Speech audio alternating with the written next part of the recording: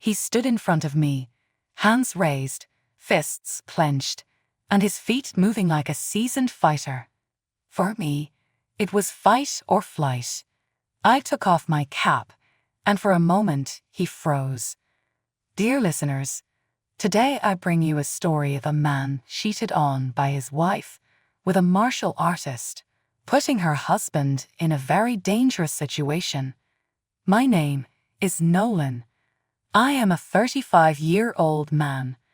I was married to Celeste, who was 32 when we got divorced. I work as an engineer at a local company and make a decent amount of money every month. We have a 6-year-old son, Ron. I met Celeste through a mutual friend who introduced us. We kept in touch and later started dating. After dating for about 3 years, we decided to get married. We have our honeymoon in Phuket, Thailand. During our honeymoon, my wife was staring at all the Asian men and asked me, "These guys are smaller than the average white man. They must be small between the legs, right?" I took that as a silly question and laughed it off. Celeste was always into fitness. She used to regularly visit the gym and try to stay fit. When Celeste was pregnant, I took extra care of her. I cooked at times and fed her in bed. I tried my best to pamper her during her pregnancy, as my mother told me that keeping her happy would make the baby bright. Once Ron was born, I knew it was time for me to start pushing myself at work since we needed more money. When Ron turned 5, Celeste started going to the gym again to lose the baby weight she gained during her pregnancy. This is where my life took a turn for the worse.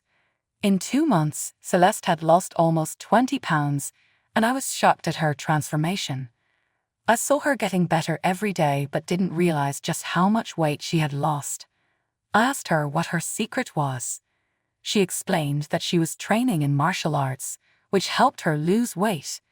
Inspired, I decided to go back to my old gym. I started training, and after a few months I was getting physically better, but I wasn't losing weight like my wife. One day, I asked if I could train with her trainer to lose some weight. She seemed taken aback and said the class was full and not taking any more trainees. I was a bit surprised but brushed it off and didn't think much of it. A few days later, as I was leaving for home, the front desk lady asked me to wait. She told me some guy had come looking for me. I asked if he left a message, but she said no. I asked what he looked like, and she said he was an Asian guy with a tattoo on his neck. I brushed it off since I didn't know anyone like that. The next day, my wife asked if I wanted to watch this match. She said she had front row passes. I was surprised and asked how she got them.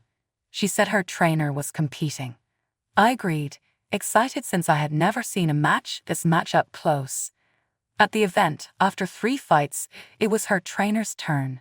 It was a 150-pound fight. The fighters stepped into the ring, and I noticed both had tattoos on their necks. I laughed at the coincidence that someone with a similar tattoo had come to my office. The bell rang, and Celeste's trainer knocked out his opponent within 15 seconds. The fight was one-sided, and the winner was celebrating. I excused myself for a quick pee. When I came back, I saw my wife hugging the fighter from a distance. I felt a mix of anger and confusion, but I thought maybe it's just because he's her trainer. Things like that happen among team members. On the way home, I asked my wife why she hugged the guy. She said it was just a small hug because he was her trainer and nothing more. She got angry and didn't speak to me that night. She said I ruined her mood and her happiness over her trainer's win. I apologized and tried to smooth things over. That night, I woke up and didn't find my wife in bed. I started looking for her and saw her in the kitchen, standing naked with her phone on the table. She was on a video call with someone and said, "This is your prize for today." I woke up, picked up the phone, and saw she was recording a video, not sending it. Before I could check further, she claimed it was for me as an apology for our fight. I turned her onto the kitchen table and made sure it was one of the best experiences she ever had.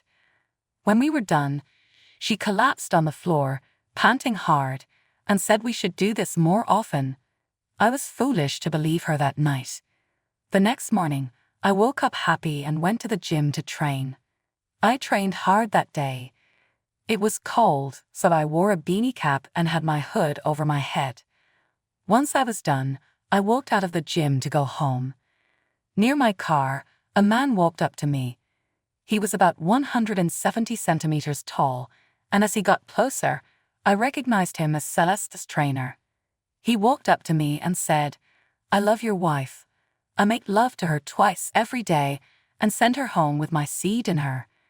Now, don't touch her and leave her immediately." I was shocked and surprised. My face must have shown it because two of my training partners walked up and asked what was happening. The guy then threw some insults at me and said I needed to walk away from my wife, or he would beat me up right there. I was still in shock, clueless about what this guy was talking about. My training friends were ready to step in, but I stopped them. I told the guy he needed to be clear about what he was saying and if he was sure he wanted to deal with me.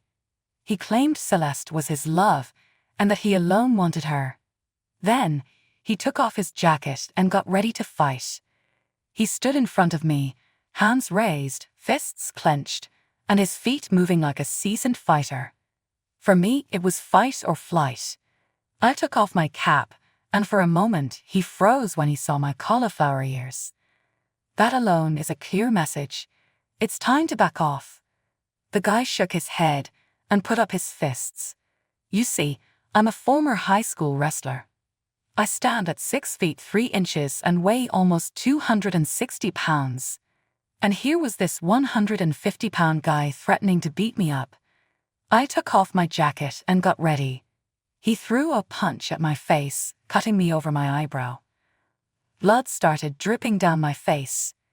He then asked, "You want more?" Before he could finish his sentence, I had him in a double leg takedown, lifting him more than 6 feet into the air. It's a bad feeling to be taken down from that height. When your body hits the ground, it knocks the air out of your lungs, making you feel like you're underwater with no air. I picked him up again and smashed him onto his car's bonnet, denting it. I picked him up once more and slammed him down again. He lay there like a crumpled piece of paper. My friends assured me they would be witnesses if he filed a complaint. They even made a video of the beating. My day wasn't over yet. More secrets were about to be uncovered. Some would be even more shocking than what had just happened. When I got home, I drank a glass of water. By then, a friend had sent me the video. I found Celeste and asked her to sit down with me. I smiled and said, "I have a video for you." I handed her my phone and played the video. Her smile quickly turned to horror. Tears streamed down her face as she shouted, "Why did you beat him up?" I asked her, "Why did you sleep with him?" She was shocked. I repeated the exact words her affair partner had told me. She started crying and said she was just curious. I screamed, "Curious about what?" She explained that ever since she started training under him, she wondered if Asian men were good in bed. It began with small flirting. One day, during training, she accidentally kicked him in the groin. She apologized and later went to his office to apologize again. There, he flirted with her and showed her where she had kicked him. She claimed she didn't know what happened next, but soon she was having sex with him. This had been going on ever since. She insisted that she loves me and that I am her only true love. She asked me to think of this incident as just casual sex with a random guy and not to think too much into it. She said that since there was no love involved, just physical attraction, it could be overlooked. I was silent for a moment, then called her mother. I told her everything, and by then, Celeste started screaming at me. Her mother began crying on the other end, and I hung up. Celeste then shouted, "Why did you tell my mother?" I replied, "Just think of it as me telling her a joke." I sat down, silent, while Celeste kept screaming. It felt like the world went quiet. I could see her animated, but I couldn't hear her. After a few seconds, I regained my senses and told Celeste to get out, talk to a lawyer, and start the negotiations. She dropped to her knees and pleaded, "Think of our son. You'll ruin his life if we get divorced." I smiled and said, "That's a very valid point. I wonder if you thought about our son when you were screwing that fighter." I continued, "I hope the sex was good and you remember every climax because I'll be sending a written complaint to his gym." I added, "He'll be jobless. Maybe he'll go back to Thistland, or better yet, if he loves you, he'll take you with him." I concluded, "Now pack your bags and get out of my house." She kept crying as I left the house, saying, "Don't wake my son and be gone by the time I get back." I called my mother-in-law and told her everything, including that I would be divorcing her daughter. When I returned, I saw Celeste leaving with her mother. Inside, my son was still sleeping. I felt a deep sadness knowing he would now have to deal with the trauma of a broken home. I started to cry and curled up on the floor near his bed.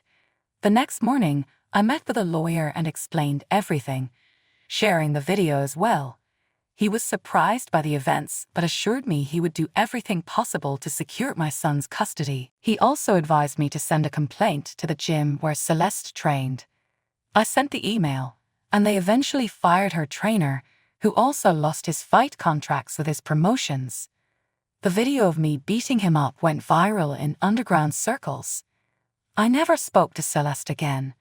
The aftermath was devastating. The court awarded custody of my child to Celeste. I was heartbroken and had to give up my house to her. On top of that, I have to pay child support every month. Celeste's curiosity ruined my life and my bank account. I want to leave the city and start fresh, but I'm stuck because I want to see my son. I can't imagine my life without him. It's also painful to have to deal with Celeste every now and then. I don't know what to do. I can't think of any new relationships because my mind is still clouded by recent events. This is my life now. I guess not every story has a happy ending.